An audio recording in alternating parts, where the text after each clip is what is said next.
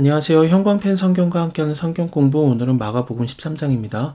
예수께서 성전에서 나아가실 때 제자 중에 하나가 가로되 선생님이여 보소서 이 돌들이 어떠하며 이 건물들이 어떠하나이까라고 성전을 가리켜서 물어본 겁니다. 굉장히 잘 짓고 있었어요. 아름다운 그런 돌들로 오랜 시간 동안에 짓고 있는데 헤롯 대왕 때 이게 짓기 시작해서 예수님이 돌아가신 다음에야 그게 완성이 될 정도로 굉장히 오랜 시간 동안 지어졌던 겁니다. 헤롯이 왜 이런 성전을 만들었냐면 악한 왕이잖아요. 일단은 헤롯 대왕은 아이들을 막 죽일 만큼 2살 이하의 아이들을 베들레헴에 있던 애들을 그냥 죽일 만큼 그런 좀 사이코 같은 느낌 있지 않습니까? 근데 어떻게 이런 성전을 지었는가? 헤롯이 걔가 유대인 혈통이 아니에요. 신명기를 보면은 하나님께서 말하신 것 중에 모세에게 말하신 건데 이스라엘 사람들이 가나안 땅 약속의 땅에 들어가게 되면은 걔네들이 결국엔 왕을 구하게 될 거다. 그러면 내가 정해주는 자를 세워라. 그리고 또 반드시 이방인은 안 된다. 이스라엘 사람들, 그러니까 너희 형제 중에서만 그를 왕을 세워라라고 말을 했었거든요. 그렇기 때문에 헤롯 대왕은 왕이지만 로마의 황제가 허락을 해줘서 유대인의 왕이 되었지만 근데 백성들은 원하지 않았죠. 그래서 그들의 환심을 사기 위해서 유대인들의 환심을 사려고 가장 원하는 거 성전을 지어줬던 겁니다. 굉장히 크게 지었어요. 그래서 제자들도 보기에 너무 대단하니까 예수님 이거 보십시오. 대단하지 않습니까? 그런 말투였던 겁니다. 예수께서 이르시되 네가 이 큰 건물들을 보느냐 돌 하나도 돌 위에 남지 않고 다 무너져 질 것이다. 물론 이거는 역사적으로 예수님이 십자가 지시고 나서 그리고 부활하고 나서 얼마 있다가 이스라엘이 로마를 상대로 무력 반란을 일으켜요. 비나세요 일어나라 그런 모토를 달고 그런 운동이 일어나요. 결국에는 로마를 상대로 하는 그런 좀 독립운동이 무력 독립운동이 일어난 겁니다. 그때 로마의 황제가 장군 하나를 보내가지고 예루살렘을 밀어버리거든요. 그때 성전이 진짜 예수님 말대로 돌 위에 돌 하나도 남지 않고 다 무너져지게 됩니다. 그래서 이거는 진짜 가까운 얘기를 예수님께서 하신 것인데 근데 제자들은 이것을 그렇게 받아들이질 못해요. 이것을 종말이라고 생각을 했던 겁니다. 마지막 때, 심판의 때. 왜냐하면 성전이 예루살렘에서 무너진 적은 많은데 근데 예루살렘의 성전이 무너진다는 것 자체가 굉장히 크게 받아들여져요. 거의 뭐 이런 겁니다. 가장 상징적인 게 없어진다. 그런 뉘앙스예요. 프랑스에서 예술이 없어지리라. 미국 월스트리트에서 경제가 무너지리라. 아니면은 뭐 전주 비빔밥이 없어지리라 이런 말이거든요. 인도에서 카레가 없어지리라. 이거는 그냥 없어질 수도 있겠죠. 근데 어떻게 다가옵니까? 아 이거는 진짜 마지막 때구나. 종말이구나. 그런 느낌이 들잖아요. 제자들도 그렇게 받아들인 거예요. 와 예루살렘에서 성전이 없어져? 그게 도대체 언제입니까? 베드로와 야고보와 요한과 안드레가 종용이 물었습니다. 우리에게 있어서 어느 때 이런 일이 있겠사오며 이런 모든 일이 이루어질 때 무슨 징조가 있사오리이까? 예수께서 이르시되 너희가 사람의 미혹을 받지 않도록 주의하라. 많은 사람이 내 이름으로 와서 이르되 내가 그러라 하여 많은 사람을 미혹해 하리라. 난리와 난리 소문을 들을 때 두려워하지 말아라. 이런 일이 있어야 한다. 끝은 아니다. 민족이 민족을 나라가 나라를 대적하여 일어나겠고 처처에 지진이 있으며 기근이 있으리니 이는 재난의 시작이라. 예수님께서는 그 제자들의 오해 성전이 무너질 거라고 말했던 것은 이제 금방 일어나게 될 일인데 제자들은 그것을 심판의 날로 받아들였고 예수님께서도 그것을 얘기를 해주신 거예요. 이런 일이 일어난다. 적그리스도 같은 내 이름으로 와서 내가 바로 그러다 하는 자들이 일어나게 되고 미혹하게 하리라. 요한계시록을 제가 미리 만들어 놨거든요. 하도 이단들이 요한계시록을 이용해가지고 이상한 말을 전하니까 그냥 뭐 제가 부족합니다만 성경적으로 이렇게 보는 게 더 옳습니다라고 이게 먼저 요한계시록을 만들어 놨습니다. 그것을 참조하시면은 좀 좋을 것 같습니다만 어쨌든 적그리스도도 일어나게 되고 그리고 난리와 난리 소문들이 일어나게 됩니다. 민족이 나라를 대적해서 일어나기도 하고요. 미혹하게 하는 자는 진짜 대단한 자도 나와요. 하늘에서 불이 떨어지게 하는 자도 나오거든요. 요한계시록을 보면요. 봐라 내가 하늘에서 이제 불을 떨어뜨리겠다. 근데 진짜로 불이 떨어져가지고 많은 사람들이 미혹되었다라고 그게 13장에서 나오게 됩니다. 요한계시록이요. 하늘에서 불이 떨어지는 거는 거의 뭐 하나님의 기적처럼 보이잖아요. 엘리야가 했던 거니까. 그리고 이스라엘 사람들도 예수님한테 계속 기대하는 게 뭡니까? 하늘로서 내려오는 표적을 한번 해봐라. 그런 식으로 말하지 않습니까? 그래서 이런 미혹당하게 하는 것들도 많이 일어난다. 하지만 그가 진짜가 아니다. 마지막 때가 되기 전에 이런 일들이 일어나는 것은 맞긴 맞는데 하지만 그때는 내가 올 때가 아직은 아니다 라고 말하시거든요. 그건 재난의 시작일 뿐입니다. 너희는 스스로 조심해라. 사람들이 너희를 공회에 넘겨주겠고 너희를 회당에서 매질하겠으며 나를 인해서 너희가 관장들과 임금들 앞에 서리니. 관장들이라는 것은 통치자, 주지사 혹은 지배자들을 말합니다. 이는 저희에게 증거하려 함이라. 바울이 그 로마의 황제 앞에 서서 복음을 전하잖아요. 이거는 또 굉장히 먼 미래, 그러니까 예수님이 다시 오시는 그 재림 때를 말하는 게 아니라 사도행전 시대를 말하고 있는 거거든요. 좀 가까운 미래. 이런 두 가지 의견을 예수님께서 다 말하고 있습니다. 사람들이 너희를 끌어다가 넘겨줄 때 무슨 말을 할까 미리 염려하지 말고 무엇이든지 그 시에 너희에게 주시는 그 말을 하라. 말한 이는 너희가 아니고 성령이시니라.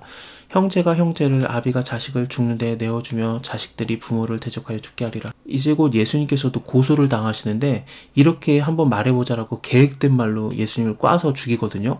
근데 예수님께서는 제자들에게 말하는 것이 너희가 그렇게 대적을 받을 때 근데 너네는 오히려 준비하지 말고 하나님이 말하는 대로, 그러니까 성령이 말하게 하는 걸로 그냥 말하라. 네가 그 말할 것을 준비하지 말아라. 이런 반대적인 얘기를 오히려 해주고 있네요. 또 너희가 내 이름을 인해서 모든 사람에게 미움을 받을 것이나 나중까지 견디는 자는 구원을 얻으리라. 멸망에 가증한 것이 서지 못할 곳에 선 것을 보거든 읽은 자는 깨달을진저 그때 유대에 있는 자들은 산으로 도망할 것이다. 지붕에 있는 자들은 내려가지 말고 집에 있는 무엇을 가지러 들어가지도 말아라. 밭에 있는 자는 겉옷을 가지려고 뒤를 돌이키지도 말아라. 그날에는 아이벤 자들과 젖먹이는 자들에게 화가 있으리로다. 이 일이 겨울에 일어나지 않도록 기도하라. 자, 이런 내용들을 통해서 보면은 도대체 멸망에 가증한 것이 서지 못할 곳에 선다. 다니엘서가 가장 딱 떠오르게 돼 있거든요. 다니엘서 11장을 보면은 군대는 그의 편에 서서 성소 그 견고한 곳을 더럽히며 매일 드리는 제사를 폐하며 멸망케 하는 미운 물건을 세울 것이다.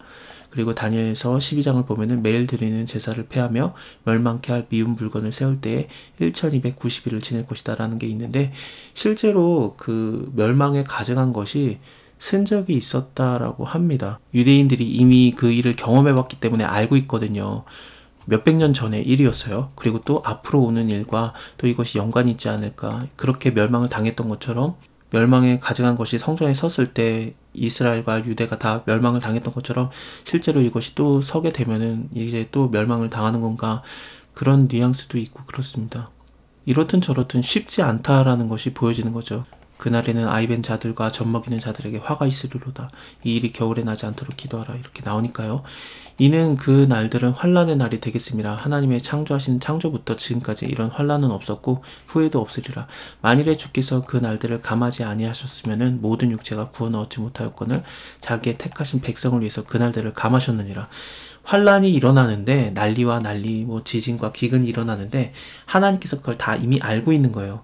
사단의 세력이 커지니까 그런 일들이 일어나는 게 아니라 하나님의 허락하에 이 모든 고난도 일어나고 환란도 일어나는 겁니다. 그래서 우리에게 희망이 있는 것은 뭐냐면은, 결국에 승리하시는 예수님, 심판자이신 예수님, 우리에게는 승리밖에 없구나. 지금 우리가 당하는 환란들은 장차 올 영광의 무겁고 큰 것과는 좋게 비교가 할 수 없겠구나. 바울의 말을 인용을 하면 그렇습니다. 그래서 우리에게는 오히려 희망이 있는 거죠. 다 이거 하나님의 계획 아래 있는 거구나. 그때 사람이 너에게 말하되 보라 그리스도가 여기 있다, 보라 저기 있다 하여도 믿지 말아라. 거짓 그리스도들과 거짓 선지자들이 일어나서 이적과 기사를 행하여 할 수만 있으면 택한 백성을 미혹해 하리라. 너희는 상가하라. 내가 모든 일을 이미 너에게 말하였노라. 그래서 여기에 나오는 것들, 내 이름으로 와서 내가 바로 그다라고 많은 사람들을 미혹해 할 것이다 라는 것이, 예수의 이름을 갖고 와가지고 내가 바로 그리스도라 라고 말하는 자들이 많아질 것이다. 그러니까 적그리스도들에 대한 얘기를 하고 있는 겁니다. 실제로 이거는 요한 1, 2, 3서만 봐도 적그리스도가 막 들끓어요. 그런 상황이 굉장히 빨리 오게 되고, 그리고 지금도 마찬가지기도 하고 그래요. 그때는 그 환란 후에 해가 어두워지며 달이 빛을 내지 아니하며 별들이 하늘에서 떨어지며 하늘에 있는 권능이 흔들리리라. 이거는 물론 예수님께서 다시 오시는 마지막 그 심판의 때를 말할 수도 있지만, 또 이거는 굉장히 좀 가까운 얘기를 말하는 걸 수도 있어요. 왜냐면은 예수님이 십자가 지셨을 때 해가 어두워지지 않습니까? 이런 해가 어두워지거나 달이 빛을 내지 아니하며 별들이 하늘에서 떨어지고 권능이 흔들리는 것은, 하늘에 있는 권능이 흔들리는 것은 여호와의 크고 두려운 날이 임할 때라고 많이 이렇게 표현이 되거든요. 그날은 예수님이 십자가 지시는 날과 그리고 부활의 날을 말하기도 해요. 그때의 인자가 구름을 타고 큰 권능과 영광으로 오는 것을 사람들이 보리라. 또 그때 저가 천사들을 보내어 자기의 택하신 자들을 땅끝에서부터 하늘 끝까지 사방으로 모으리라. 무화과 나무의 비유를 배워라. 그 가지가 연하여지고 잎사귀를 내면은 여름이 가까운 줄 알지 않냐. 이와 같이 너희가 이런 일이 나는 것을 보거든 인자가 가까이 곧 문 앞에 이른 줄을 알아라. 내가 진실로 너희에게 말하노니 이 세대가 지나가기 전에 이 일을 다 이루리라. 예수님께서 이 세대가 지나가기 전에 이 일을 다 이룬다고 했는데 그러면 이게 그냥 십자가와 부활에 대한 얘기만 하는 건가? 분명히 위의 내용들을 보면 멸망에 가증한 것이 선다라든지 아니면 뭐 난리와 난리, 소문과 소문, 그리고 여러 그 종말적인 내용들이 있잖아요. 마지막 때 모습들. 이것을 예수님이 왜 이렇게 얘기하셨을까? 죽지 않은 자들이 있나? 제자 중에. 그건 아니죠. 다 죽었잖아요.